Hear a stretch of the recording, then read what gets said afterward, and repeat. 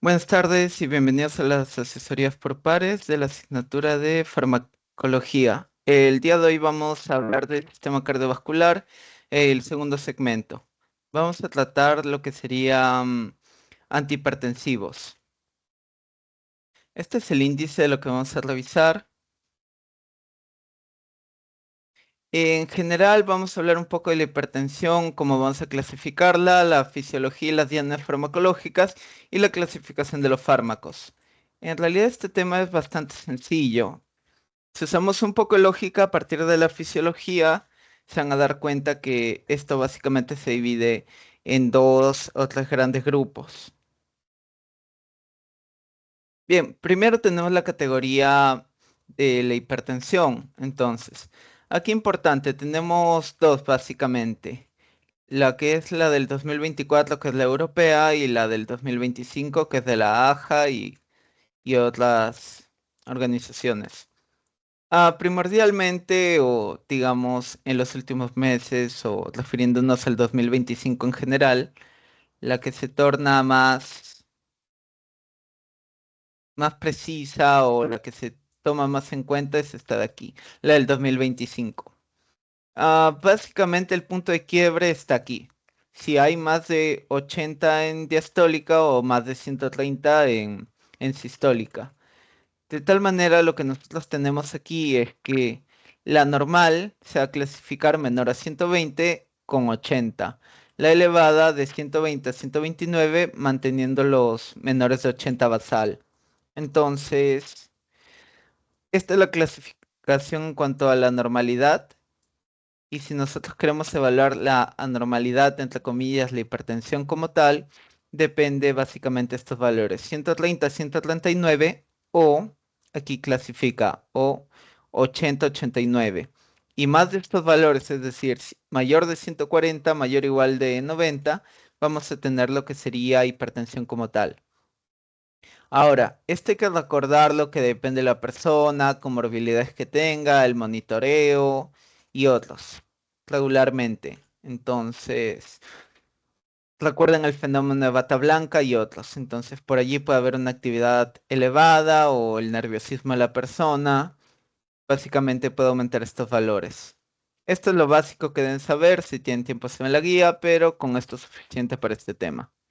Igual, cuando les hagan preguntas de hipertensión, normalmente les van a poner valores altísimos o sospechados a partir de 130, 140, por allí los van a ver. Pero en los exámenes normalmente les ponen 170, les ponen 180. Bien, entonces, fisiológicamente, hablando de la presión arterial, tenemos que es el gasto cardíaco por la resistencia vascular periférica. Ahora, las variables que entran en juego están bastante conectadas. Si nosotros queremos verlo grosso modo en la presión arterial, tenemos un volumen de eyección, tenemos contracción y frecuencia cardíaca. Entonces, si nosotros aumentamos la frecuencia cardíaca, el volumen de eyección, los dos juntos, uno solo, vamos a tener un gasto cardíaco elevado. No significa hipertensión, porque recuerden, esta es una maquinaria fisiológica que no está estática. Luego tener la resistencia vascular periférica. Entonces, si nos damos cuenta, el eje central de la mayoría de esta fisiología es el sistema nervioso simpático. A partir de este sistema nervioso simpático, como ya hemos visto, en lo que sería eh, sistema nervioso autónomo, por ejemplo, van a haber ciertos componentes que aumenten la frecuencia cardíaca, la contracción, en cuanto a los adrenérgicos principalmente. Bien, entonces, recapitulando un poco, nosotros tenemos que por activación del sistema nervioso simpático se va, digamos, vamos a desencadenar, entre comillas, la liberación de renina, lo cual se va hacia una cascada, tener la angiotensina 1, la angiotensina 2, la aldosterona.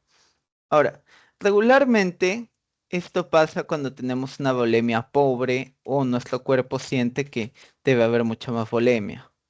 Entonces, esto afecta la excreción renal del sodio, el volumen sanguíneo, aumenta la presión de llenado y tenemos un volumen de eyección mayor o menor, dependiendo de la fisiología.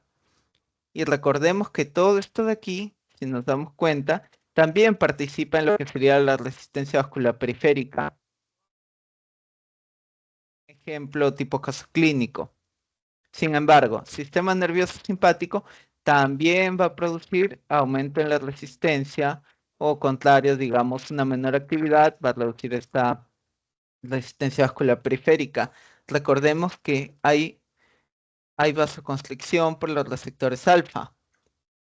Y en los receptores beta podemos hablar de los cardíacos, vamos a tener lo que sería un aumento de lo que sería la contractibilidad, frecuencia cardíaca, entre otros. Hasta allí, nosotros debemos entender, nosotros tenemos dos cosas, tratar el gasto cardíaco o tratar la resistencia vascular periférica, tal vez ambos, pero bueno, limitándonos a ello, a estos dos ejes. Vamos a tener tenemos esto de aquí, verapamilo, diltiazem y ralacina.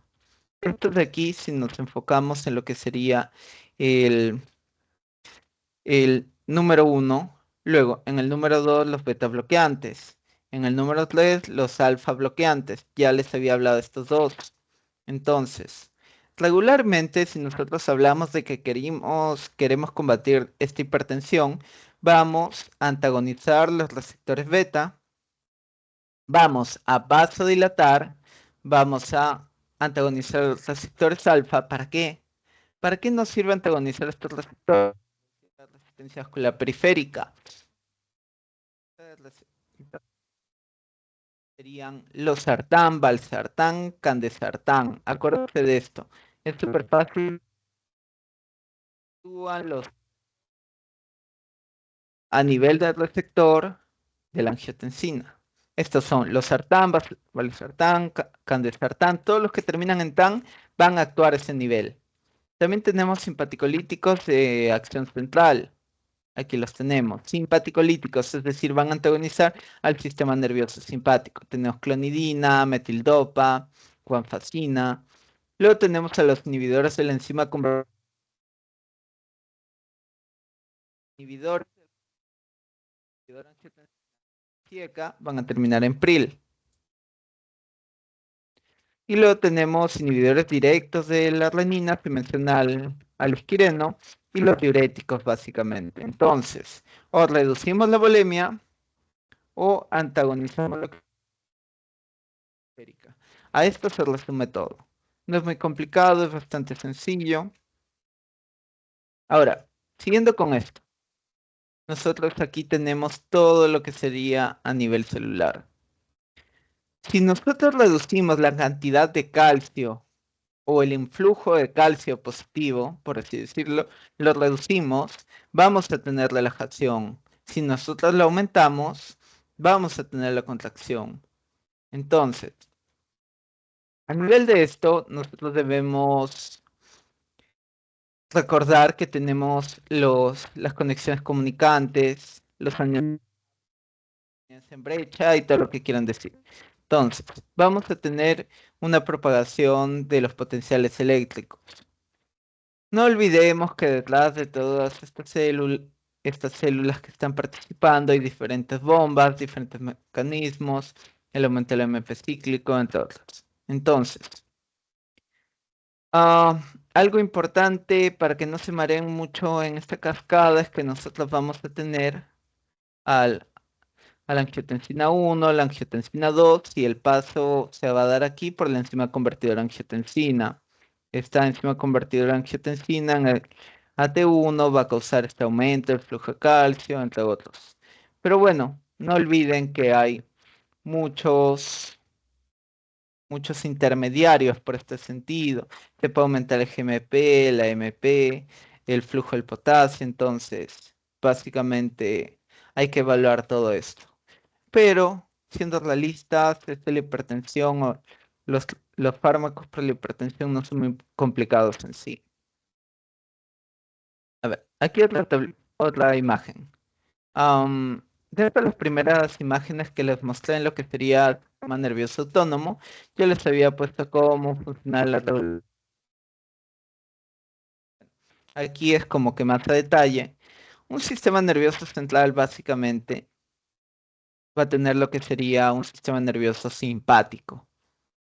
Ahora, ¿se acuerdan de simpático? Noradrenalina, adrenalina. Entonces, la noradrenalina estimula a lo que sería el corazón. Al estimularlo se incrementa el gasto cardíaco. Pero, a la parte vamos a tener vasoconstricción que aumenta la resistencia periférica. Esos son los dos ejes. Y si recuerdan, esto básicamente se da por los receptores beta, receptores alfa. La intervención de estos dos van a causar arterial, que puede ser positivo o negativo, por así decirlo, para la persona. Ahora, recordemos que la hipertensión en un 95% es idiopática, no tiene causa aparente, y un 5% pues, puede tener múltiples causas. Pero a más actividad de este sistema, se puede llegar a tener una mayor presión arterial. Ahora, fisiológicamente hablando, a veces son necesarios estos aumentos cuando hay actividad física y demás. Y bueno, recordemos antes de seguir bajando que tenemos varios receptores. Básicamente, estos varios receptores van a medir, entre comillas, el volumen plasmático y esto afecta al gasto cardíaco, haciendo que disminuya y aumente, entre otros. Mayormente es para que aumente, porque el cuerpo está pidiendo más. Ahora, recuerden, la presión arterial va a afectar ¿a quién? A los riñones. Entonces, la excreción de sal y agua, porque recordemos que estos siempre van juntos, el sodio y el agua, va a afectar ¿a quién? Al volumen plasmático. Y esto de aquí, si está bajo, va a causar la liberación de renina. El angiotensinógeno que tenemos aquí se va a convertir en angiotensina 1 a través de la renina. Esta angiotensina 1 por acción de la enzima convertidora de angiotensina, se convierte en angiotensina 2, que sería la AT2. ¿Y esto qué va a producir? Estimulación de la secreción de qué? Aldosterona. Si les preguntan por allí qué hormona regula directamente, sal y agua, aldosterona. Y esto reduce básicamente la excreción. La reduce, es decir, si los niveles son adecuados va a haber menos actividad, si no son adecuados, la va a afectar. Y aparte va a producir una vasoconstricción. Y básicamente estos son los mecanismos, ¿no? Bueno, aquí tenemos más o menos el target, los inhibidores de la enzima convertidora en angiotensina, captopril, enalapril y los sartán que están a este nivel, que son los antagonistas de la angiotensina 2 o los ARA2. Están a este nivel. Entonces, si nos damos cuenta, en realidad, a pesar de, entre comillas, ser muy parecidos, el inhibidor de la ECA está aquí atrás y los inhibidores de la T2 están a este nivel. Entonces, son dos mecanismos distintos que si los vemos en una línea de tiempo, el que actúa primero es la angiotensina. El problema con los inhibidores de la enzima convertidora en angiotensina que les van a decir o les van a preguntar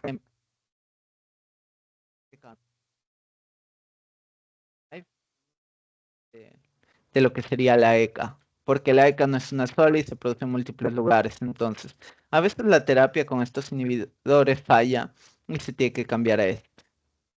Y si nos damos cuenta, dejaría la angiotensina 2 estimulando la secreción de aldosterona, por ejemplo.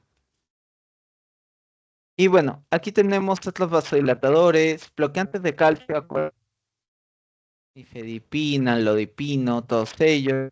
Activadores de canales de potasio, que en realidad no lo vamos a revisar, no se habla mucho, no se comenta. Lo que tienen que saber del minoxidilo es que es para lo... Nada más. Tenemos el activadores de los receptores de endotelina, pero el principal foco a ver en esto. Y bueno, aquí otra gráfica, ya lo vamos a ver sin marearnos mucho como aquí, de manera más secuencial. Tenemos básicamente que si disminuye la perfusión renal, es decir, nuestro riñón dice, oye, me falta agua, me falta flujo, me falta sangre, se va a liberar. Como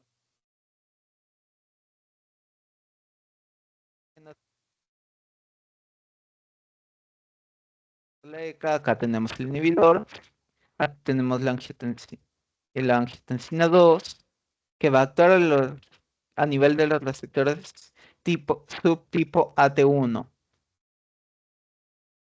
No es receptor es el nombre largo, en general, es antagonista del receptor de angiotensina 2 subtipo AT1. Entonces, si les ponen el receptor es el AT1, el receptor es... Si les dicen, bien, si les ponen receptor de AT1, pues no es apropiado. Es un poco semántico, pero este es el nombre largo y lo principal es lo de aquí. Si les ponen el subtipo, tiene que ser AT1. Bien, entonces, a nivel de este receptor, la actividad va a ser esta. Crecimiento vascular, es decir, plasia, hipertrofia, puede causarlo. Vasoconstricción, que puede ser directa, como vemos aquí. La vasoconstricción puede ser directa, pero también puede haber liberación de noradrenalina que puede producir esta vasoconstricción. Luego tenemos la retención de sal, secreción de aldosterona, la absorción. Y yendo aquí un poco para que no nos olvidemos, ¿qué influye básicamente para la liberación de la renina? Hay factores como una menor filtración glomerular, los beta-agonistas o la PGI2, la actividad de los nervios simpáticos renales, el péptido natriurético auricular. Y bueno, el esquema es este de aquí. Básicamente, ¿dónde va a actuar un beta block? Un beta block no te va a actuar a nivel renal, te va a actuar a nivel cardíaco. La monoxidina, clonidina, metildopa, aquí, ¿lo vemos? Para los receptores. Los bloqueantes ganglionares de los que...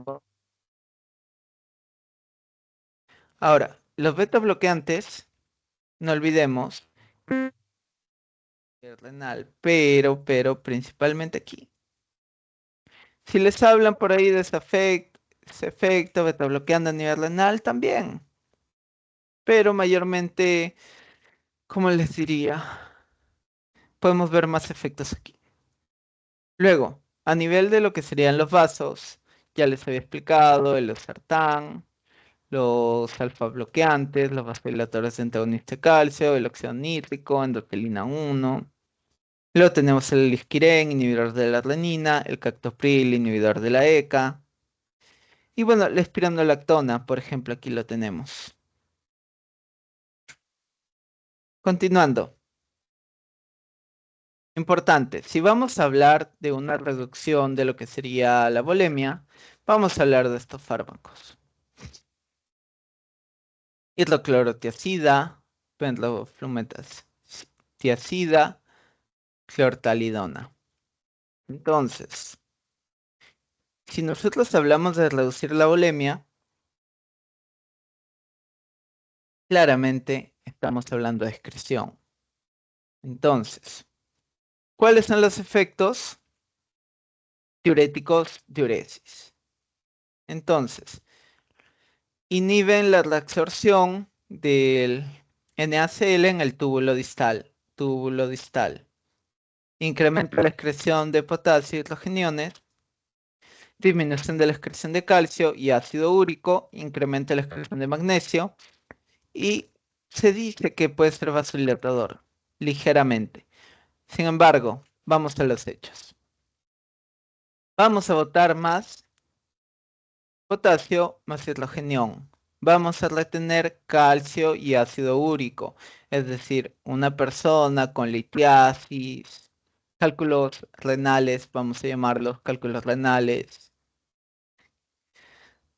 no debería, entre comillas, tomar o bueno, básicamente lo podemos ayudar, sí, pero hay toda una terapia atrás de esto.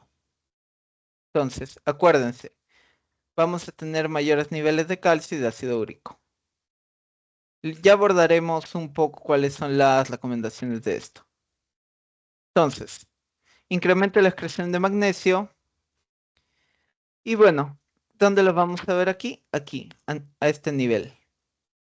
Entonces, aquí tenemos básicamente el C1 es el cotransportador de potasio cloro. El C2 que vemos aquí es el cotransportador de sodio potasio 2 cloro. El C3 es cotransportador de sodio cloro. Y la P básicamente es la bomba de sodio potasio. Todos estos están distribuidos por aquí. Entonces, si nosotros estamos viendo básicamente los túbulos aquí, comenzamos desde la cápsula de Bowman, nos vamos al túbulo contorneado proximal y nuestro efecto principal está a nivel del túbulo distal. Tenemos el túbulo contorneado proximal, el, el asa descendente, ascendente y tenemos por aquí la rama ascendente gruesa y el túbulo contorneado distal. Nuestro efecto va a estar dado aquí. Aquí, donde señala la línea, estas células. Básicamente tenemos a P, la bomba sodio-potasio, tenemos a C1, el cotransportador de potasio cloro, y tenemos a C3. Entonces, nos dice inhibición de la reabsorción de NaCl en el túbulo distal, donde está aquí, del lado de la luz. Entonces, regularmente debería haber este influjo, ¿no? Pero se va a inhibir. Entonces, este sodio se va a ir de largo por aquí, junto con el cloro en parte. Y bueno, luego ya sabemos el túbulo colector. A ver, aquí viene básicamente para qué se va a usar. Acuérdense que muchos diuréticos, si está implicando el volumen, no es solo renal, cardíaco, también puede afectar lo que sería pulmonarmente. Los tres sistemas están bien estrechamente comprometidos. Entonces, hipertensión. Lo primero es hipertensión. Insuficiencia cardíaca leve también. Una persona puede tener edema en las piernas por alguna enfermedad cardíaca, algún tipo de insuficiencia también. Diabetes insípida nefrogénica, cálculos renales. Aquí viene la explicación. Nosotros, si no excretamos este calcio, pues teóricamente el calcio, si hablamos de la orientación de esto, es que este calcio se va a retener, no se va a excretar. La formación del cálculo básicamente es en la luz, es en esta luz de aquí. Entonces, si tú le puedes dar esto a alguien que tenga cálculos, sí, sí se lo puedes dar. Deberías, depende de su basal. ¿Por qué? Porque si vemos aquí, puede causar una hipercalcemia leve. Y si la persona ya tiene alguna hipercalcemia por detrás, la vas a aumentar. Hasta allí es la explicación de la excreción de calcio. Sin embargo, el ácido úrico es algo que nosotros debemos excretar. El ácido úrico puede ligarse principalmente a lo que sería gota. La gota tofacia, que ven que les deben haber enseñado, que aquí está el dedo gordo, por ejemplo. Y aquí hay algo, entre comillas, un compartimento que tiene líquido, ¿no? Que no duele. Esto ya es cuando es crónico. Cuando es crónico no duele. Regularmente es en el dedo gordo del pie. Entonces, o el primer dedo del pie, como le quieran decir. Entonces, hay episodios dolorosos o de una persona, digamos, episodios agudos que sí duelen. Entonces, si una persona ya está como que no tiene este tofo, pero sí tiene dolores articulares, entre otros por estos cristales de la gota, teóricamente no le deberías dar esto. Entonces, vas a perder potasio, es decir, bajas niveles de potasio, puedes producir una alcalosis metabólica, la hiperuricemia, es decir, la retención de este ácido úrico puede desencadenar los episodios de gota. Persona con gota no le das esto. Hipotensión también la puede causar. Resistencia a la insulina, disfunción eréctil, pero principalmente si hablamos de hipotensión es variable. Le puede dar a una persona así, pero regularmente un hipertenso puede estar controlado, no controlado, entre otros. Y regularmente este tratamiento con los diuréticos es más que nada para bajar la volemia, pero, con una base de tratamiento que puede ser un IECA o un ARA2. Bueno, aquí lo tenemos. Incrementan la excreción de sodio y agua. A corto plazo disminuyen el volumen, disminuyen el gasto cardíaco. Clarísimo. Entonces, reducen la presión arterial. Luego tenemos efectos a largo plazo, disminuyen el contenido de sodio de las células musculares lisas. Ojo aquí. Esto de aquí disminuye la sensibilidad del músculo liso frente a los vasopresores. Entonces, si los vasopresores no son tan efectivos, vamos a tener una disminución de la resistencia vascular periférica y reduce la presión arterial. Ese es básicamente el resumen de esto. Fuera su mecanismo, que no se olviden. Y bueno, antes de pasar a lo que sería el IECA o los ARA2, vamos a hacer un recordatorio. Renalmente, el antagonismo del receptor beta adrenérgico se da aquí, regularmente, pero no se olviden que es cardíaco también. Entonces, si actúa a este nivel un antagonista beta adrenérgico, no se va a liberar tanta renina. Se va a seguir liberando, sí, menor cantidad. Entonces, esta renina actúa en el angiotensinógeno, produce la angiotensina 2, alisquireno, inhibidor de lo que sería la renina. Aquí tenemos la enzima convertidora angiotensina, la cual básicamente no solo inhibe a lo que sería la ECA, también, también inhibe la conversión de la ECA de diferentes productos inactivados, por ejemplo, la bradicinina. Bueno, siguiendo, la angiotensina 2 en las arteriolas va a producir vasoconstricción y en la corteza aldosterona. Y estos inhibidores van a evitar eso. Entonces, llegamos a las secas.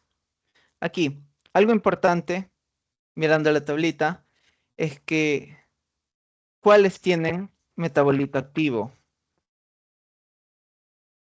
Captopril no tiene, lisinopril no tiene, candesartán en los árados no tiene, valsartán tampoco tiene. A ver, ¿por qué nos importa esto? Porque nos pueden preguntar, ¿cuál es el metabolito activo de tal? Facilito. Para las siecas, salvo captopril y lisinopril, ustedes van a irse al nombre. Si se llama enalapril, ustedes solo le agregan el ato. Enalaprilato, fosinoprilato, quinaprilato, ramiprilato. Nada más. Ahora, la duración del efecto es variable entre todos estos. Algo que mencionaron es que regularmente estos antihipertensivos pueden tener, según la fuente, pero básicamente en el captopril 2 veces al día se toman, por ejemplo. Y de lo de las 24 horas, pues hay que tomarlo con pinzas. Y bueno, en cuanto a los sartanes que vemos aquí, candesartán, losartán, valsartán, el losartán es el único que tiene metabolito activo que vemos aquí. Y bueno, la biodisponibilidad, si nos damos cuenta, es bastante heterogénea. Oscila desde los 25 hasta los 70 y tantos. La reducción de absorción por alimentos, ¿cuáles no están afectados? Básicamente, los únicos afectados van a ser captopril y quinalapril. Los únicos aquí. El losartán, el valsartán igual se afectan, candesartán no. Otra cosa que les pueden preguntar. Luego, efectos. ¿Qué va a hacer la enzima convertida en angiotensina? Reduce la presión arterial. ¿A nivel de qué? De la reducción del tono vasoconstrictor, así como la carga cardíaca. Es dual. Ya habíamos hablado de su efecto. Inhibe la ECA. La ECA básicamente se encarga de la angiotensina 2. y los efectos que tiene. Incrementa la excreción de sal y agua y en consecuencia la disminución indirecta del volumen plasmático y la carga cardíaca. Indirectamente, no directamente. Luego, captopril, semivida de 2 horas, lisinopril, semivida de 12, enalapril es profármaco. Y bueno, el uso clínico, hipertensión, insuficiencia cardíaca, con estos dos se deben quedar. También se puede usar en disfunción ventricular secundaria, infarto de miocardio, nefropatía diabética, prevención de la progresión, insuficiencia renal crónica. Ahora, algo que les van a mencionar posteriormente. Si un paciente tiene algún tipo de afección renal y está en su diuresis y proteína, se le indica un IECA. Se dice que son los antiproteinúricos. Efectos adversos, hipotensión, tos seca, angioedema, hasta puede ocasionar esto, más raramente, pero principalmente esto. Igual, recuerden que todo paciente se debe evaluar si tiene falla hepática, falla renal, insuficiencia cardíaca, entre otros. Ahora, algo importante que regularmente no pasa en administración de un fármaco solo es que si lo das con diuréticos cerradores de potasio, acuérdate, diuréticos cerradores de potasio, esto te puede producir la hipercalemia. Hipercalemia. Y si les preguntan, la CIECA, ¿por qué paciente toma IECA, tiene tos y angioedema? ¿A qué se debe esto? Degradación de la bradicinina. Acuérdense de esto de aquí. Bueno, continuando. Vamos a hablar de los inhibidores del receptor de angiotensina 2. Estos básicamente lo que hacen es disminuir la presión arterial mediante la reducción del tono vasoconstrictor, es decir, más capacidad. Entonces, ¿cómo se llaman estos receptores? Puedo borrar esto.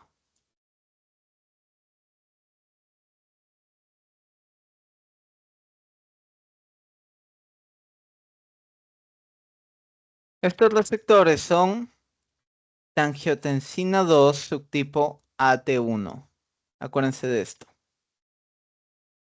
La administración suele ser oral, semivida de 1 a 2 horas, el metabolito 4 horas. Acuérdense multiplicar por 4 por 5. Ahora, el uso clínico, todo esto está completamente ligado. Hipertensión, insuficiencia cardíaca, nefropatía. ¿Qué pueden causar? Hipotensión, mareos, pueden generar la hipercalemia.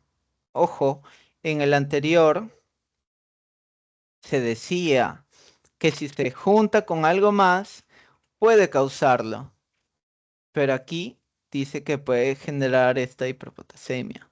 Ahora, ¿por qué es importante la hiperpotasemia? A nivel cardíaco, si les hablan de altas concentraciones de lo que sería potasio, alteran la función eléctrica cardíaca.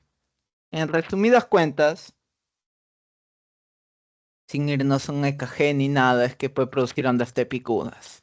Si les dicen ondas tepicudas, hiperpotasemia. Bien, entonces, no estamos hablando de bradicininas aquí, ¿verdad? Como no estamos hablando de bradicininas, obviamente no va a producir esta tos seca y angioedema. Regularmente, cuando van a ver esto de la tos seca, es una persona que no expectora nada realmente. Es importante consultar allí la causa porque podría ser un efecto de lo que sería lo SIECA o por otro lado puede ser que esta persona, digamos, tenga alguna afección pulmonar, pulmonar cardíaca, mixta, todo junto. Es probable, puede pasar. Ahora, acuérdense, aquí tenemos biodisponibilidad, 15%, 33%, 25%. La reducción en la absorción de alimentos, candesartán es el único no afectado. Luego, metabolito activo, el que tiene es el losartán. Y la duración del efecto nos pone que son como 24 horas, pero es variable. En cuanto a lo que serían antagonistas de canales de calcio, acuérdense, fisiológicamente, vamos a retroceder un poco. A ver, lo tenemos aquí. Los alfa bloqueantes, los vasodilatadores antagonistas de calcio, los vasodilatadores antagonistas de calcio van a estar presentes aquí. Recuerden, si se están antagonizando los canales de calcio, propiamente estamos combatiendo la resistencia periférica. ¿Por qué? Porque a nivel de estos vasos se produce lo que sería la vasoconstricción del músculo liso. Entonces, allí es donde van a brillar este tipo de fármacos. Anlodipino y nifedipino. ¿Qué van a dar? ¿Qué van a evitar que tenga una vasoconstricción? Vasos arteriales. Fisiológica- Fisiológicamente, las que tienen músculo propiamente son arterias. Bien, entonces, si les ponen antagonistas de calcio indicados para la hipertensión a nivel de los vasos arteriales o digamos vascularmente, hablan de anlodipino y nifedipino. ¿Tienen sus diferencias? Claro que sí. Pero si les ponen verapamilo, que ya lo deben haber visto con Jesús ayer, verapamilo, diltiazem, son a nivel cardíaco. Reducen la frecuencia cardíaca, entonces por allí hay que diferenciarlo un poco. Entonces, ¿qué van a bloquear? Bloqueo de canales de calcio pendientes de voltaje. ¿Dónde? Musculatura lisa vascular. Entonces, si se bloquea este nivel, vamos a tener menos calcio ingresante. Y si recuerdan, menor calcio es igual a menor contracción. Aquí lo tenemos. Impide la entrada de calcio y por tanto la contracción muscular. Acuérdense que esto es dinámicamente, no es irreversible ni nada parecido como tal. Y aquí vamos con la explicación. Nos vamos a sentar en anlodipino y nifedipino. Anlodipino, semivida 35 horas. Nifedipino de 2 horas. Si hablamos del verapamilo, tiene metabolismo de primer paso, semivida aproximadamente 4 horas. Entonces, si nos damos cuenta, aquí únicamente estamos actuando a nivel de la resistencia vascular periférica. ¿Puede ser un abordaje adecuado? Sí, pero recuerden, hay terapias solas, terapias combinadas. Hay personas que no solo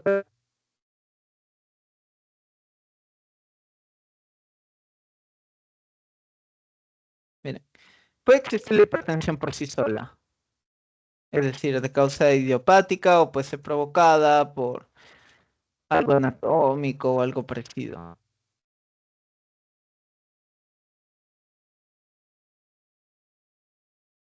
Solo con hipertensión.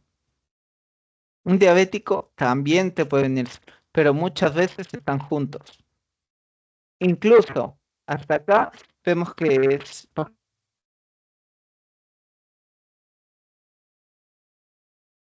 a ponerlo acá como cardíaco.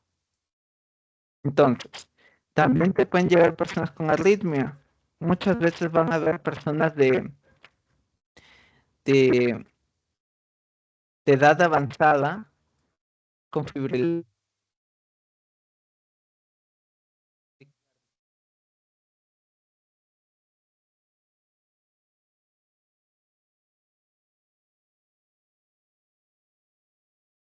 una polifarmacia, les dan su IECA, les dan sus fármacos para la diabetes.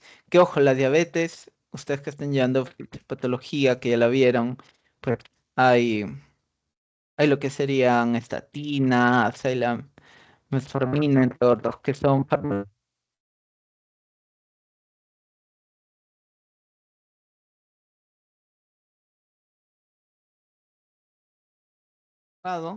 puede tener algo renal. puede tener algún tipo de insuficiencia renal, tal vez crónica, aguda, la presión está bajando. Entonces, muchas veces dentro de todo este espectro de fármacos, los IECA es la primera línea, el beneficio para la hipertensión, para la diabetes, incluso renalmente. Ahora, algo más que les puedo decir aquí. Bueno, básicamente eso. Entonces, regularmente un medicamento todo esto. Entonces se combinan las terapias. Muchas veces la combinación de estos fármacos puede ser una IECA, un ARA2, combinado con lo que sería un anticoagulante. Y adicional a ello, bueno, los IECA también renalmente, ¿no? Aquí tenemos nifedipino, leipino. Bueno, ya, el uso clínico. Me está saltando esto por esta explicación. Básicamente tenemos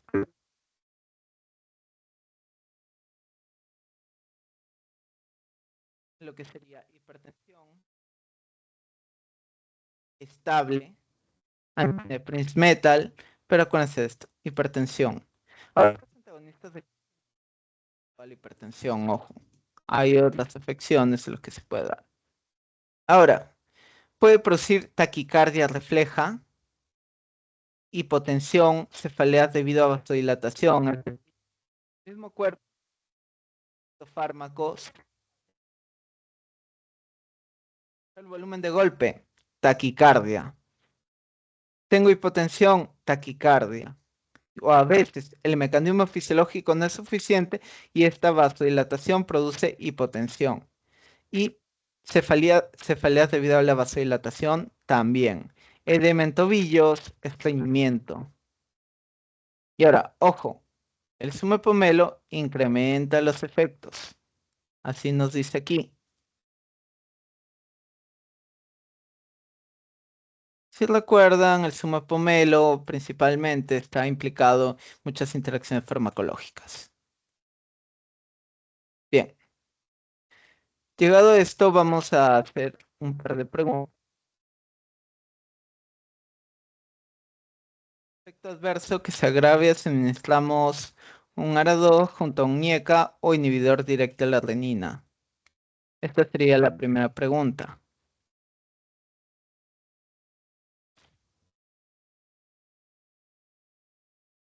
Digamos que yendo escalonadamente, un IECA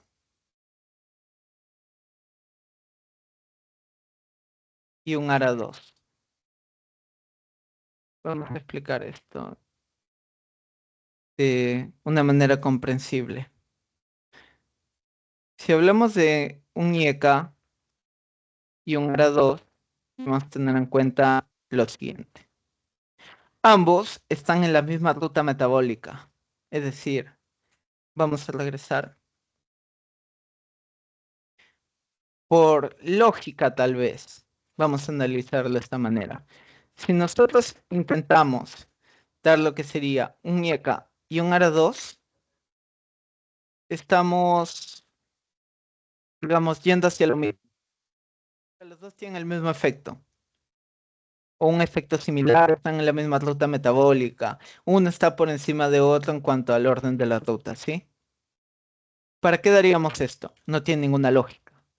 De hecho, combinarlo no es una buena idea. Para nada que es una buena idea. Y nos dice, o el alisquireno, que estamos viendo aquí, ¿no? Tenemos el captopril, tenemos el alisquireno va a trabajar a nivel de aquí el alisquireno, en la renina. Vamos a ponerle como ALIS. Entonces, todos estos están en el mismo eje, básicamente. No tiene sentido darlos y de hecho, por efectividad no tiene sentido darlos. Y además sería una polifarmacia innecesaria. Tal vez la mejor opción aquí es combinarlo. ¿Cómo lo vamos a combinar? tal vez con lo que serían vasodilatadores, alfa bloqueantes, beta bloqueantes, antiarrítmicos. Aquí tienen los beta bloqueantes, diuréticos, por ejemplo. Una persona que tal vez tenga una hipertensión leve, pero se le hinchan las piernas. Podemos ver diuréticos, por ejemplo. Entonces, hay que tenerlo en cuenta. Y ojo, siempre en las preguntas le van a tener que tienen edema o algo parecido. Allí tú puedes sospechar, tú puedes ver, puede ser verídico. Entonces, estamos hablando de IECA, ARA2, inhibidor directo de la renina. Todos están en el mismo eje, sistema renina, angiotensina, aldosterona. Aquí hablamos de calcio, acá hipercalcemia, que va a aumentar, o acá que va a disminuir. No tiene nada que ver, para nada. Esto es completamente falso. En cuanto a lo que serían los efectos de esto. Esto no es un efecto adverso. El magnesio tampoco. Ahora nos quedamos dos. Hiper o hipocalemia. A ver, esto se lo voy a explicar bien porque acá va a depender muchas de las preguntas que les hago. Si nosotros tenemos que por consiguiente en cualquiera de los dos vamos a tener menor cantidad de lo que sería angiotensina 2 que va a actuar finalmente esto de aquí. Sí, porque si inactivamos a la ECA, igual se va a seguir produciendo en menor cantidad. Entonces, vamos a tener básicamente que esta secreción de aldosterona y esta es la absorción tubular de sodio va a seguir dando. La antagonizamos, básicamente se va a liberar este sodio, esta aldosterona. Y si nos vamos a lo que sería la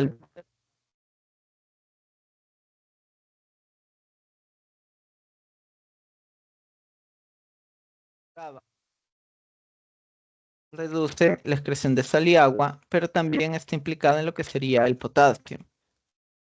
Entonces, y, y, y peor si los combinamos. La respuesta es la hipercalemia propiamente que vemos aquí. Exactamente, sería la D. Ahora, en esta pregunta nos dicen que es un paciente diabético que se le diagnostica hipertensión. Entonces, diabético hipertenso, lo que les decía previamente. Ahora, siempre les pongo diabetes tipo 2 porque, bueno, es la que más vamos a ver en adultos, la diabetes tipo 1 es autoinmune, se ve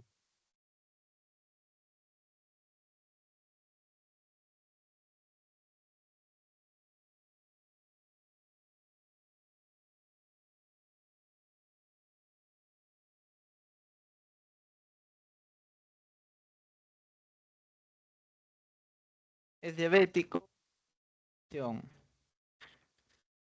Tenemos los que terminan en OL, acuérdense, tienen que ver con qué.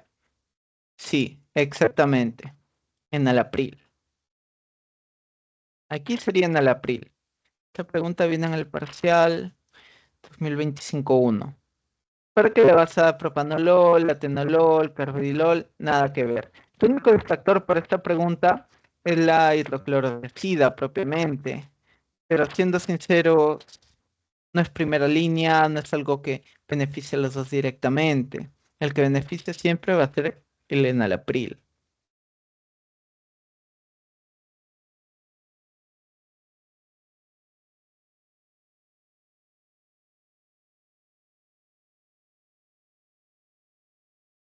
Aquí habían dos en la tabla que puse que no se administraban como profármaco.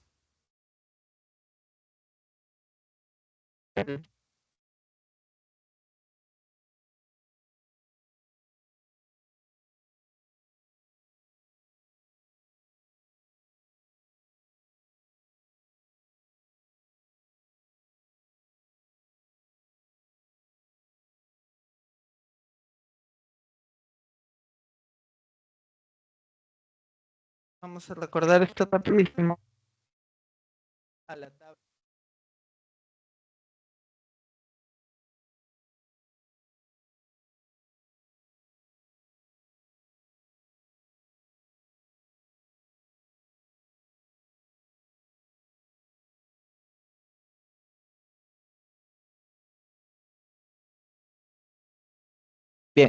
Cuarta pregunta.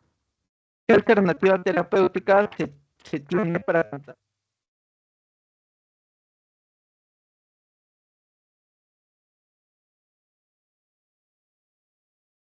Bueno, también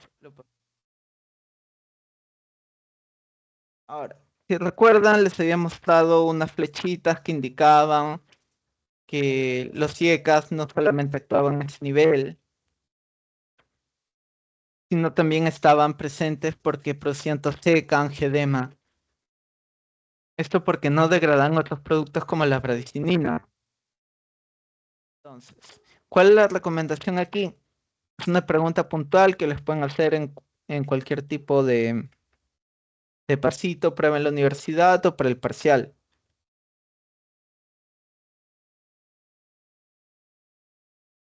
A ver, les voy tachando alternativas aquí.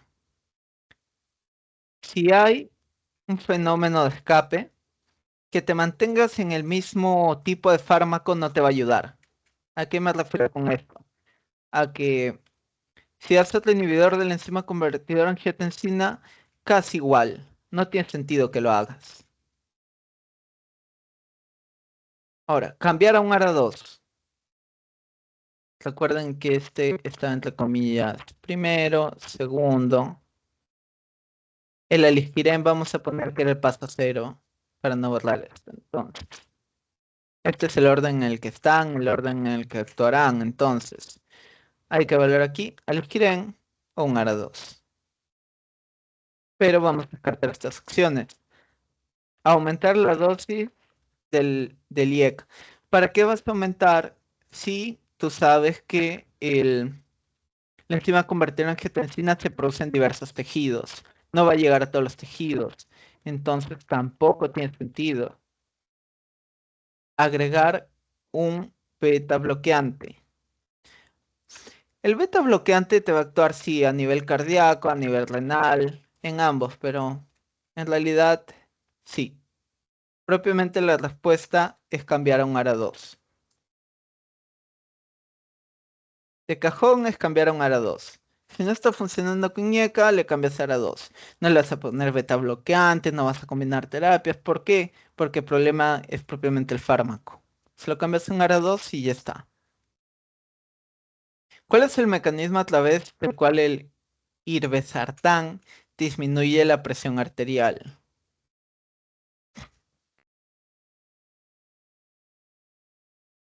Aquí tenemos irbesartán.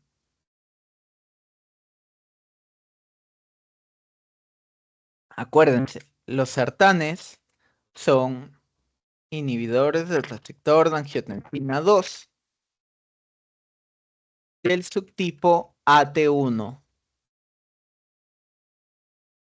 Ahora, aquí se deben saber con nombre y apellido y leer adecuadamente, porque a veces el tiempo nos gana, estamos con la presión del examen y marcamos cualquier cosa. Bloquea los receptores AT1 de la angiotensina. Y la respuesta efectivamente es esa. El calcio, esta es de la ECA, aldosterona peor, y la renina es mucho más arriba de la vía. Y aquí tengo dos casos clínicos para acabar. Nos dice, después de comenzar un nuevo medicamento, ojo, nuevo medicamento, una mujer de 66 años con hipertensión resistente e hiperlipidemia acude al médico por disminución de la micción, es decir, su volumen de orina es pequeño, tiene hipertensión resistente e hiperlipidemia. Niega disuria, fiebre o escalofríos, es decir, el problema no es que le arda, que tenga fiebre, que sea una infección ni nada parecido, simplemente no está orinando como tal. La presión arterial es de 133,67. Entonces, aquí vamos a regresar. Clasificación de la presión arterial. 133,77 dice. Está como que allí, ¿no? No podemos decir que es un caso. Entonces, el medicamento teóricamente está funcionando. El examen físico no hay anomalías. En comparación con las mediciones de hace una semana, la tasa de filtración glomerular está disminuida y la actividad de la renina plasmática está elevada. En el Doppler, los riñones tienen un aumento de la velocidad del flujo sistólico en ambas arterias, en comparación con la aorta. ¿Cuál de los fármacos es la causa más probable del empeoramiento de la función renal?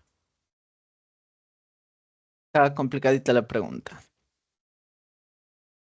Entonces, básicamente nos dice que no puede orinar, que hay un mayor flujo renal. ¿Cuál podría ser la causa de esto?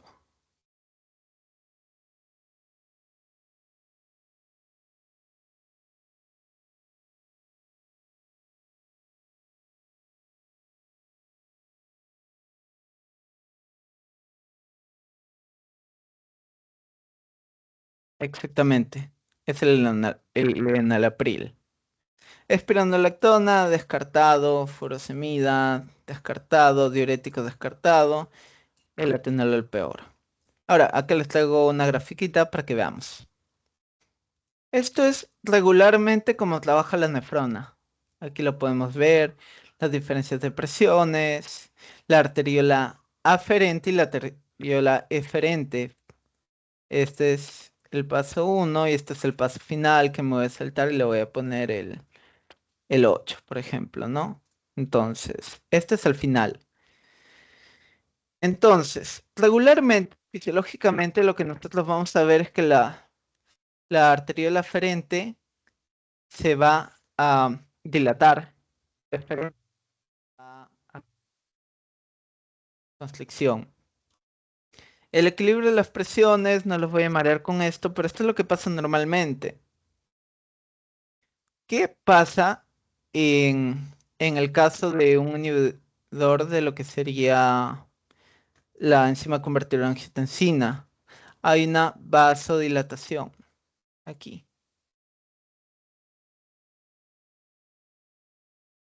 básicamente. Y bueno, algunos fármacos como los AINES pueden mediar la vasoconstricción por el equilibrio de prostaglandinas, entre otros. Pero bueno, aquí les dejo la imagen igual, súper práctica para que no se compliquen mucho. Y bueno, cuando estudien lo revisan en más detalle, pero esto es todo lo que pasa. Ahora, recuerden que esto es dinámico, fisiológico, y hay muchas vías implicadas en esto. Y ahora, el último caso para terminar la clase. 69 años, seguimiento de la lectura de presión arterial en el consultorio de hace 3 meses de 139,86. Está por ahí. Desde entonces, o sea, está elevado. De hecho, 130,80 ya lo ha superado.